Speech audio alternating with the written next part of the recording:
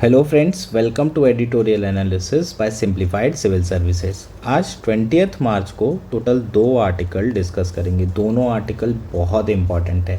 एक article the Hindu से लिए हैं, दूसरा आर्टिकल इंडियन एक्सप्रेस से। फर्स्ट आर्टिकल जो डिस्कस करेंगे वो है all eyes are now on Indian Ocean region. इसमें हम इंडियन ओशियन रीजन की इम्पोर्टेंस की बात करेंगे। इंडिया का सारा फोकस इंडियन ओशियन रीजन पे क्यों आ गया है, क्या रीज़न है, और इंडिया के जितने भी अलाइज हैं स्पेशली यूएस और यूरोपियन कंट्री, उनका क्या व्यू है इंडिया को लेकर, चाइना को लेकर, इंडियन ओशन के पर्सपेक्टिव से ये सारी चीज़ें देखेंगे। और इंडिया के पास क्या क्या ऑप्शन है, जो चैलेंजेस इंडियन ओशन में फेस कर रहा है, ये सारी चीज़ें हम डिस्कस करेंगे इस आर्टिकल में। बहुत ज़्यादा इंपॉर्टेंट ये आर्टिकल है आपके मेंस के पर्सपेक्टिव से भी और प्री के पर्सपेक्टिव से भी। नेक्स्ट आर्टिकल जो डिस्कस किया जाएगा वो तो बहुत इंपॉर्टेंट है। Ocean have a fever, here is why. जो ओशन है उनका टेम्परेचर बढ़ते जा रहा है, उसके क्या रीज़न है, उसके क्या कॉन्सिक्वेंसेस है, उससे बहुत अच्छे से एक्सप्लेन करने की कोशिश की गई है। प्लीज़ आप ये सारे कॉन्सिक्वेंसेस लिख लीजिए। यूपीएससी डायरेक्ट प्रीलिम्स में आपको पूछा जा सकता है। दो ऐसे फैक्टर हैं जो आपको अगर पूछे जाएँ तो अगर आप लोगों ने नहीं पढ़ा है तो आप लोग लॉजिक से नहीं कर सकते, और एक ऐसा कॉन्सिक्वेंसेस है जिसे समझने में दिक्कत आएगी। तो प्लीज़ ये सारी चीज़ों को अच्छे से सुनिए, कवर करिए। अगर एडिटोरियल आपको अच्छा लग रहा है हमारा एनालिसिस, तो प्लीज़ आप लोग लाइक करिए, कमेंट करिए, शेयर करिए एंड सब्सक्राइब करिए। अगर इसका पीडीएफ चाहिए तो आप हमारा टेलीग्राम चैनल भी ज्वाइन कर सकते हैं, जिसकी लिंक आपको नीचे दी गई है। आइए शुरू करते हैं हमारा एनालिसिस। हमारा फर्स्ट आर्टिकल है all eyes are now on Indian Ocean region. ये आर्टिकल द हिंदू में आया है।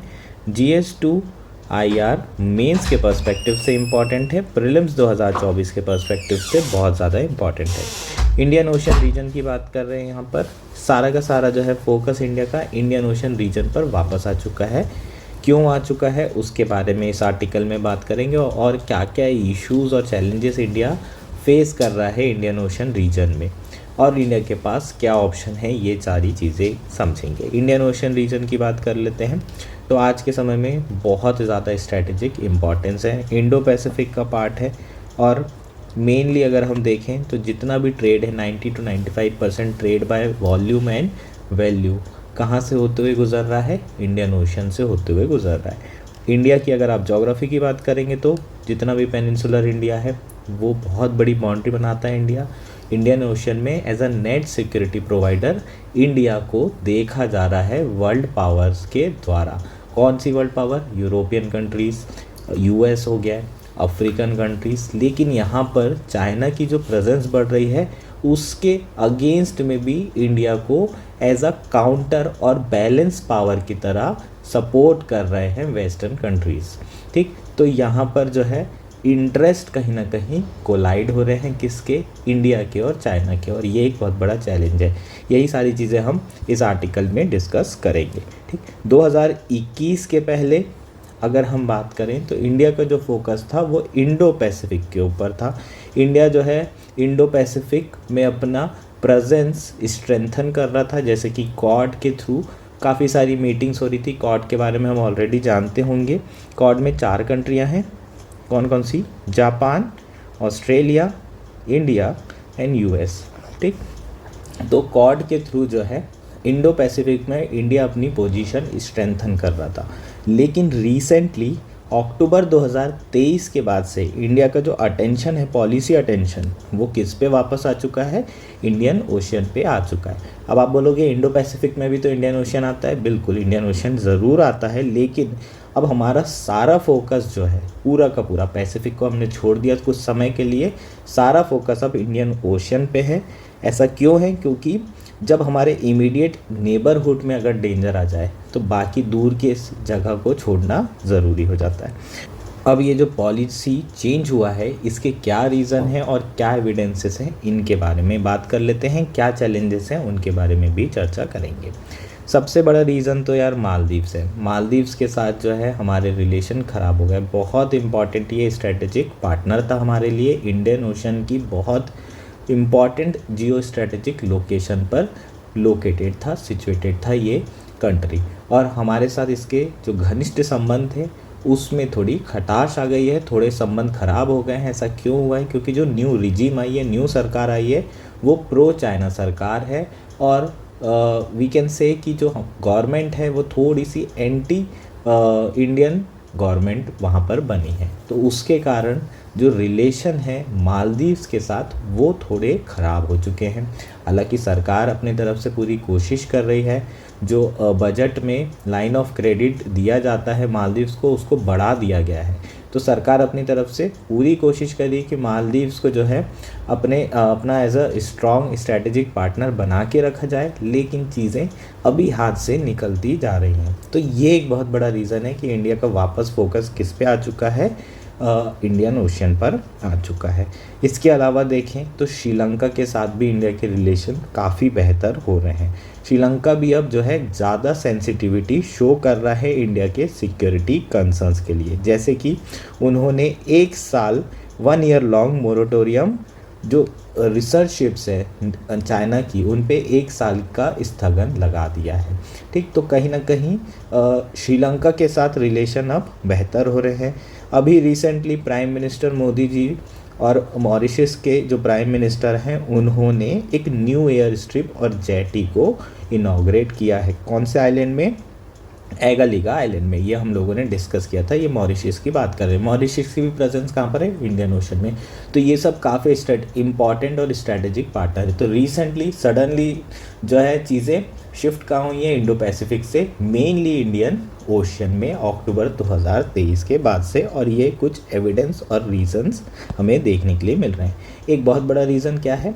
जो हाउदीस वाला अटैक किया जा रहा था रेड सी के ऊपर, उसके बाद से भी इंडियन ओशन में इंडिया का जो फोकस है वो काफ़ी बढ़ चुका है।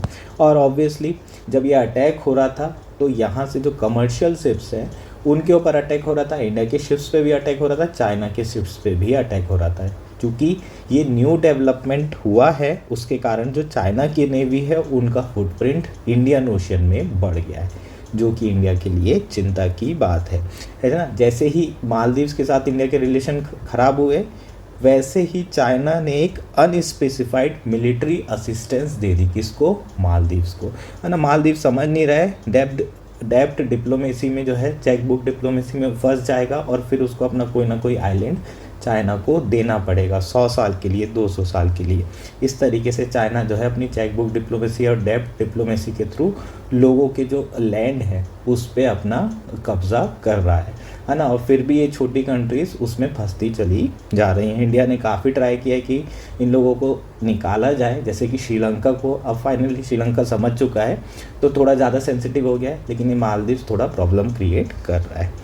जो स्ट्रैटेजिक कंटेस्टेशन है चाइना और इंडिया के बीच में वो इंटेंसिफाई होते जा रहा है, स्पेशली इंडियन ओशन रीजन में। ऑलरेडी लैंड एरिया में ये दोनों के बीच में काफ़ी कन्फ्लिक्ट चल रहा है। पहले डोकलाम हुआ था 2017 में, फिर 2020 में गलवान वैली हुआ, उसके बाद से लद्दाख में लैंड डिस्प्यूट चल रहा है और अभी तक चीज़ें नॉर्मलाइज नहीं हुई हैं। और जैसे जैसे चाइना की प्रेजेंस इंडियन ओशन में बढ़ती जाएगी, उसकी असर्टिवनेस बढ़ती जाएगी, बहुत ज़्यादा चांसेस हैं कि इंडिया का नेवी का भी जो है किससे कोलिजन हो? चाइना की नेवी से कोलिजन हो सकता है। चाइना की जो पॉलिसी है स्ट्रिंग ऑफ पर्ल पॉलिसी, वो इंडिया को घेरने की है चारों तरफ से। वो अलग अलग जगह अपने नेवल बेसिस बना रहा है, जैसे कि उसका एक नेवल बेसिस डिजिबूती में है, ग्वाडर में पाकिस्तान में, हम्बनटोटा श्रीलंका में है, क्याकुफू।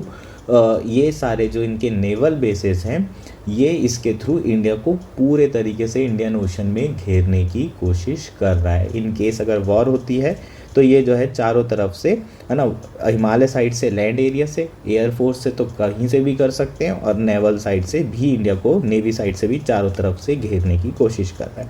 तो इसलिए इंडिया का जो फोकस है वो 100% कहाँ होना ही चाहिए? इंडियन ओशन में होना चाहिए। सबसे पहले अपना नेबरहुड तो संभाल लें यार, बाद में पैसिफिक की चिंता करेंगे। अब यूनाइटेड स्टेट और वेस्टर्न कंट्रीज़, यूरोपियन कंट्रीज़ का क्या स्टैंड है चाइना को लेकर, ये समझ लेते हैं।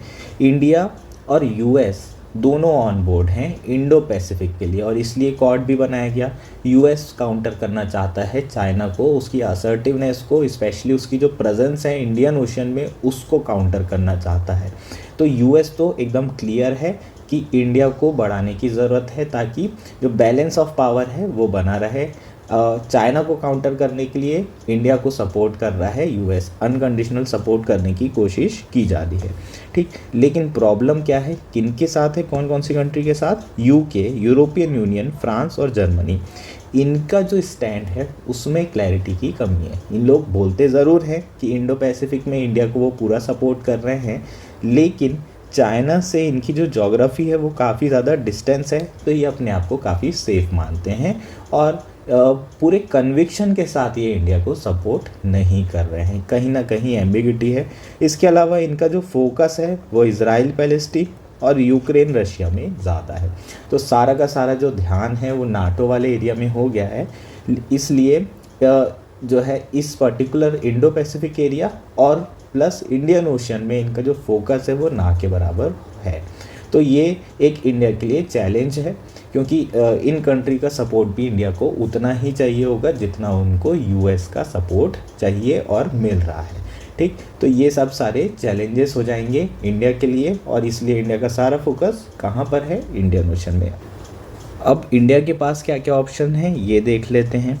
सबसे पहले तो जो अपने स्ट्रेटेजिक पार्टनर है उन्हें ये कन्वे करने की ज़रूरत है कि वो कॉन्शियस है अपनी इंडो पैसिफिक रिस्पॉन्सिबिलिटी को लेकर, लेकिन उन्हें ये बताना होगा कि इंडिया जो है इंडियन ओशन को प्रायोरिटाइज करेगा, इंडियन ओशन रीजन उसके लिए प्राथमिकता रहेगी। दूसरा, क्रिटिकल ऑडिट करने की ज़रूरत है इंडियन ओशन रिम एसोसिएशन की और कोलंबो सिक्योरिटी कॉन्क्लेव की। इन दोनों ग्रुपिंग का क्रिटिकल ऑडिट करने की ज़रूरत है।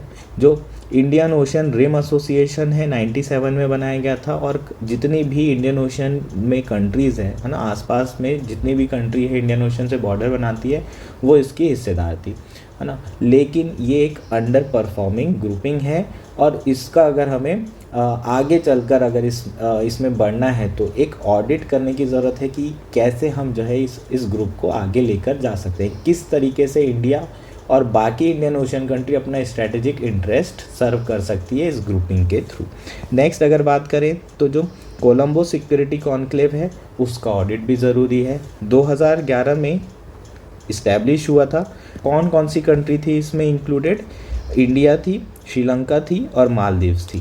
लेटर ऑन मॉरिशस ने कंट्री ने इस ग्रुपिंग को ज्वाइन किया था। इसका ऑडिट भी इक्वली इम्पॉर्टेंट है। क्यों इम्पॉर्टेंट है यार, रिसेंटली जो मालदीव्स हैं वो अभी एक मीटिंग हुई थी उसमें वो प्रेजेंट नहीं था, वो उसने अपनी जो है अब्सेंस दिखाई थी। तो बहुत ज़्यादा चांसेस है कि इस ग्रुपिंग को भी जो है मालदीव्स छोड़ सकता है, ठीक। जैसे जैसे उसके चाइना के साथ रिलेशन अच्छे हो रहे हैं तो ये काफ़ी जो है संभावना व्यक्त की जा रही है। तो ये दोनों जो ग्रुपिंग है इसका क्रिटिकल एनालिसिस करने की ज़रूरत है। इनफैक्ट इंडिया जो है एक नई ग्रुपिंग बना सकता है जिसमें वो इंडिया, श्रीलंका, बांग्लादेश और म्यांमार ये 4 कंट्री को ले सकता है, प्लस 4 आइलैंड कंट्री को मॉरिशस, सिसलिस, कॉमोरोस और मेडागास्कर। इन 8 कंट्री के साथ मिलकर एक नया ग्रुप तैयार कर सकता है, और 9 शिफ्ट जो है मालदीव्स के लिए रख सकता है। अगर मालदीव्स जो है लेटर ऑन अपने सेंसेस में आ जाए और उसको समझ में आ जाए कि नहीं भाई चाइना के साथ कोई फ़ायदा नहीं है, इंडिया ही बेस्ट है, तो 9 सीट जो 9वीं सीट होगी वो मालदीव्स के लिए रखी जा सकती है। इस ग्रुपिंग का नाम जो है इंडियन ओशियन कोऑपरेशन ऑर्गेनाइजेशन रख सकते हैं। और लास्ट बट लीस्ट इंडिया को क्या करना होगा, इंडिया की जो नेवी है वो 7th स्ट्रॉन्गेस्ट नेवी है, इंडिया को इसे 3rd 4th पे लेके आना होगा। जैसे कि आर्मी है 4th नंबर पे वर्ल्ड की सबसे स्ट्रॉन्गेस्ट आर्मी, उसी तरीके से इंडिया को जो है नेवी में भी करना होगा। अभी 7th नंबर पे है, एटलीस्ट उसे 3rd 4th में लाना होगा, और उसके लिए बजटरी एलोकेशन बढ़ाने की बहुत ज़्यादा ज़रूरत है, ताकि इंडिया की जो प्रेजेंस है इंडियन ओशन में as a net security provider वो स्ट्रॉन्ग हो और रोबस्ट हो। ये आर्टिकल था, होपफुल ये आर्टिकल समझ में आया होगा, क्लैरिटी आई होगी इंडियन ओशन रीजन के बारे में, क्या चैलेंजेस हैं, क्या एविडेंसेस हैं और क्या रीज़न है कि इंडिया को फोकस करना पड़ रहा है अपने नेबरहुड रीजन और इंडियन ओशन रीजन पे, ठीक। ये हमारा आर्टिकल था। हमारा नेक्स्ट और आज का लास्ट आर्टिकल है oceans have a fever, here is why. ये आर्टिकल इंडियन एक्सप्रेस में आया है। GS1 ज्योग्राफी मेंस के पर्सपेक्टिव से बहुत इम्पॉर्टेंट है। आपको क्वेश्चन पूछा जा सकता है कि जो ओशन है वो बहुत तेज़ी से वार्म हो रहे हैं, काफ़ी तेज़ी से गर्म हो रहे हैं, सी सरफेस टेम्परेचर बहुत ज़्यादा इंक्रीज़ हो रहा है, तो बताइए इसके रीज़न्स क्या हैं। और कॉन्सिक्वेंसेस परिणाम क्या होंगे, ये दोनों चीज़ें मेंस में आ सकती है। और यही चीज़ें आपको प्रीलिम्स में भी तो पूछी जा सकती है। पूछा जा सकता है कि ओशन वार्मिंग बहुत तेज़ी से हो रही है, बताइए इसके क्या क्या कॉन्सिक्वेंसेस होंगे। 1 2 3 4 4 स्टेटमेंट दे दिए जाएंगे, फिर ऑप्शंस रहेंगे। तो बहुत इंपॉर्टेंट है ये अपने प्री और मेंस के पर्सपेक्टिव से। ठीक, आर्टिकल का जो हेडिंग है वो बड़ी अच्छी है, oceans have a fever. Fever का मतलब बुखार आ गया है ओशंस को, मतलब बहुत गर्म हो चुके हैं। ठीक, तो उसके रीज़न के बारे में हम यहाँ बात करते हैं, आया क्यों है। सबसे पहले आर्टिकल ये समझ लेते हैं।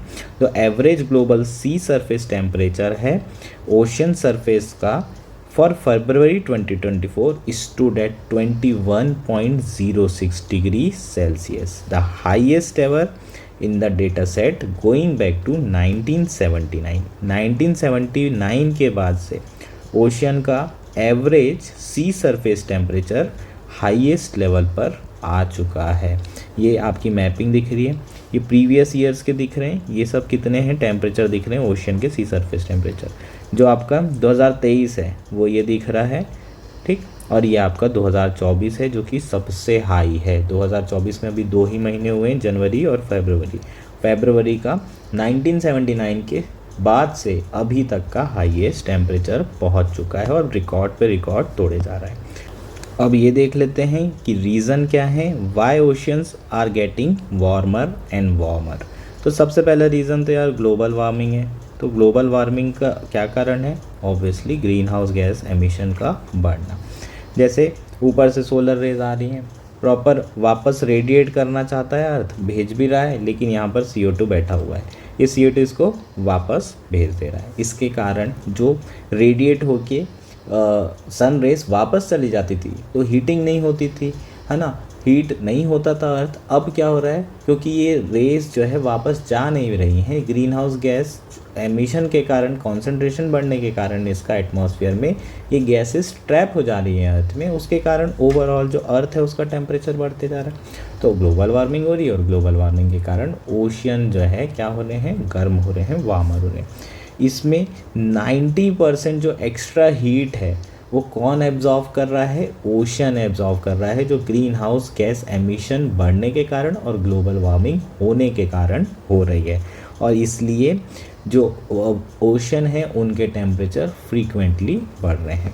नेक्स्ट क्या है, एल नीनो। एल नीनो यार बताने की ज़रूरत नहीं है, एल नीनो सेकेंड रीज़न है, आप सभी को इसकी जानकारी होगी, थोड़ा बहुत भी स्टैटिक में पढ़ें। तो एल नीनो फेनोमेना इस बार इंडिया फेस कर रहा है ना, इसलिए इंडिया में जो बारिश है इस बार उतनी अच्छी नहीं हुई थी। इसके पहले 3 लगातार लालीना आए थे, ट्रिपल लालीना पॉइंट कहा जाता है उसे। ठीक, तो अभी इस बार जो है एल नीनो के कारण एबनॉर्मल वार्मिंग हुई है सी सरफेस टेम्परेचर की इक्वेटोरियल पैसिफिक ओशियंस में। ठीक, तो ये सेकेंड रीज़न है ओशन वार्मिंग होने का। जो थर्ड रीज़न है वो एक्सप्लेन करने लायक है। ठीक, ये आप लोगों को जानकारी नहीं होगी। There is also less dust flowing off the Sahara desert of late due to weaker than average winds. जो विंड्स है सहारा डेजर्ट में वो बहुत वीकर हो गई और उसके कारण जो डस्ट थी, पहले ये डस्ट उड़ कर के अटलांटिक के वाटर के ऊपर ये जो है शेड बना देती थी, एक शेड टाइप का यहाँ पर डस्ट का होता था। तो ऊपर से क्या होते थे, जो सन रेज है वो आ ही नहीं पाती थी ओशन में। तो जो ओशन थे वो रिलेटिवली ठंडे होते थे।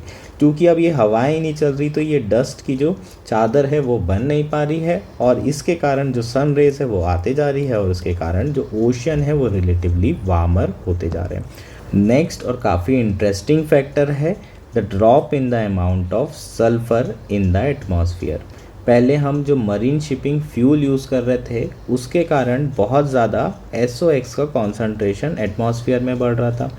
ये एक एयर पॉल्यूटेंट है जो कि बहुत हेल्थ डैमेजिंग एयर पॉल्यूटेंट है। इसका कंसंट्रेशन कम करना चाहते थे तो जो इंटरनेशनल रेगुलेशन है उसके कारण इसका यूसेज फ्यूल में कम कर दिया गया है। ऐसे फ्यूल जो कि SOx आपका रिलीज़ कर रहे हैं उसमें बैन लगा दिया गया, ऐसे मरीन शिपिंग फ्यूल में। इसके कारण क्या हुआ है, इसके कारण जो सल्फ़र है वो पहले सल्फ़र और सल्फ़र डाइऑक्साइड पहले एरोसॉल की तरह काम करता था और एरोसॉल की तरह काम करता था इसका मतलब वो एक क्लाउड बना लेता था और चूँकि ये क्लाउड बना रहा है तो ऊपर से जो सोलर रेडिएशन आती थी वो ओशन तक नहीं पहुंच पाती थी, तो ऊपर एक चादर बन गई जैसे पिछले केस में हुआ था। तो नीचे जो ओशन है उनको डायरेक्टली सोलर रेडिएशन नहीं मिलेगी, तो वो वार्मर नहीं होंगे। लेकिन अब ये चीज़ें नहीं हो रही है क्योंकि जो SOx है उसका कॉन्सेंट्रेशन अमाउंट कम होता जा रहा है, क्योंकि इंटरनेशनल ऑर्गेनाइजेशंस ने ऐसे फ्यूल पर बैन लगा दिया है। तो ये काफ़ी इम्पॉर्टेंट रीज़न था। ये हो सकता है आपको ना बने, अगर ये ऑप्शन में आ जाएगा तो आप लोग शायद ना कर पाएँ। ठीक, ये काफ़ी इम्पॉर्टेंट है, इसको ध्यान रखना है, इवन नोट करके रख सकते हैं। अब बात कर लेते हैं क्या परिणाम होंगे ऐसी वार्मिंग के। What are the consequences of such warming. पहला जो इसमें कॉन्सिक्वेंस दिया हुआ है वो सबसे इम्पॉर्टेंट है। क्या कॉन्सिक्वेंस दिया है? Warmer ocean leads to an increase in stratification. Stratification की बात की जा रही है, इसका मतलब जो ओशन है उसमें अलग अलग स्ट्रेटा बने हुए हैं। ऊपर की अगर हम लेयर की बात करें तो ऊपर जो है धूप आती है, धूप आएगी तो ऊपर की जो पानी होगा वो गर्म पानी होगा, और अगर गर्म पानी होगा तो जो उसकी डेंसिटी होगी वो कम होगी, इसलिए तो वो ऊपर साइड है। तो ऊपर की जो पानी है वो वार्मर होता है, लाइटर होता है, लेस सॉल्टी होता है और न्यूट्रिएंट पुअर वाटर लेयरिंग होती है। और जो नीचे का होता है वो कोल्डर होता है, डेंसर होता है, सॉल्टियर होता है और न्यूट्रिएंट रिच वाटर होता है। अब नीचे की लेयर कोल्डर है, ये तो समझ में आता है, डेंसर है इसलिए नीचे है, ये भी समझ में आता है। लेकिन न्यूट्रिएंट रिच वाटर क्यों है? न्यूट्रिएंट रिच वाटर इसलिए है क्योंकि जो भी डेड ऑर्गेनिज्म है वो हमेशा नीचे ही मिलेंगे और धीरे धीरे उनका डीकम्पोजिशन होता है, इसलिए जो नीचे वाला वाटर होता है या नीचे वाला एरिया होता है ओशन का वो काफ़ी ज़्यादा न्यूट्रिएंट रिच एरिया होता है, और जो ऊपर का एरिया होता है वो रिलेटिवली न्यूट्रिएंट पुअर एरिया होता है। अब जनरली क्या होता है, जो हमारा ओशन इकोसिस्टम है उसमें करंट, विंड, टाइड, ये सारी चीज़ों के कारण ये जो ऊपर की लेयर होती है और नीचे की लेयर होती है इनमें मिक्सिंग होती रहती है, और ये जो मिक्सिंग होती रहती है उससे क्या होगा, नीचे से जो आपके न्यूट्रिएंट है वो ऊपर की तरफ आएंगे, और पानी भी जो है ऊपर का जो गर्म पानी है वो नीचे के ठंडे पानी के साथ मिक्स होकर कुनकुना हो जाता है। तो ऊपर के जो पानी, गर्म पानी है उसकी सॉल्युबिलिटी बढ़ जाती है, वो ज़्यादा से ज़्यादा ऑक्सीजन और ज़्यादा से ज़्यादा CO2 क्या कर सकता है, एब्जॉर्व कर सकता है। लेकिन अगर ये मान लीजिए कि दोनों के बीच में जो टेम्परेचर है वो बहुत ज़्यादा डिफरेंस हो जाए तो ये लेयर मिक्स ही नहीं होगी। अगर ओशन बहुत ज़्यादा वार्मर रहेंगे, ऊपर की लेयर बहुत गर्म हो जाएगी और नीचे की लेयर रिलेटिवली ठंडी रहेगी, और दोनों के बीच में डिफरेंस बहुत ज़्यादा बढ़ जाएगा, और इसके कारण जो स्ट्रेटिफिकेशन होगा वो बहुत इंक्रीज़ हो जाएगा। अब गर्म पानी है तो उसमें सॉल्युबिलिटी ना के बराबर रहेगी। जैसे कि आप एपीफिस की बात कर लेते हैं। एपीफिस को अगर देखें, जब तक कि वो बॉटल ठंडी रहती है उसमें है ना CO2 अंदर क्या होता है, एब्जॉर्ब हो रहता है बॉटल के अंदर, है ना। कोल्ड ड्रिंक बॉटल में भी देखो जब तक ठंडी रहती है सोडा रहता है उसमें, जैसे ही वो गर्म हो जाती है उसकी जो सॉल्युबिलिटी होती है सोडा या CO2 इनको एब्जॉर्ब करने की वो ना के बराबर हो जाती है। अब क्या इशू आएगा?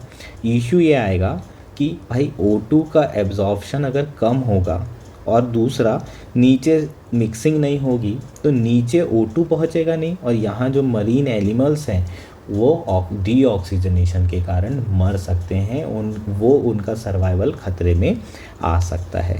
दूसरा इशू क्या है यार, फाइटोप्लैंक्टन का भी इशू आएगा, क्योंकि उसे न्यूट्रिएंट नहीं मिलेंगे, नीचे से जो न्यूट्रिएंट है वो ऊपर जाते हैं, अगर वो न्यूट्रिएंट नहीं मिलेंगे तो फाइटोप्लैंक्टन ख़त्म हो जाएंगे। फाइटोप्लैंक्टन ही तो जो है फूड चेन शुरू करते हैं, उसको कौन खाता है फाइटोप्लैंक्टन को? जू प्लैंक्टन, और जू प्लैंक्टन्स को क्रैब, फिश, सी स्टार ये सब खाते हैं। तो पूरी की पूरी मरीन फूड चेन खतरे में आ सकती है अगर ओशन का जो टेम्परेचर है वो इसी तरीके से बढ़ता रहे। होपफुली ये चीज़ें आपको क्लियर हो गई होगी।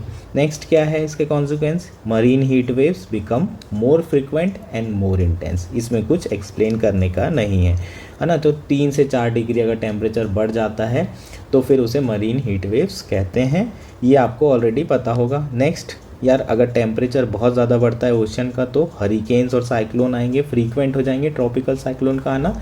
बिल्कुल ये एक नेसेसरी कंडीशन होती है। SST 27 डिग्री के आसपास होता है। इवन 16 डिग्री में भी बहुत ज़्यादा ट्रॉपिकल साइक्लोन देखने के लिए मिलते हैं। 16 से तो 5 डिग्री यहाँ पर ज़्यादा है, तो ट्रॉपिकल साइक्लोन का आना बहुत ज़्यादा बढ़ जाएगा। टेम्परेचर बहुत ज़्यादा बढ़ेगा तो भाई कोरल ब्लीचिंग भी होगी। थोड़े दिन पहले हमने पढ़े थे कि कोरल ब्लीचिंग कैसे होती है, क्यों होती है।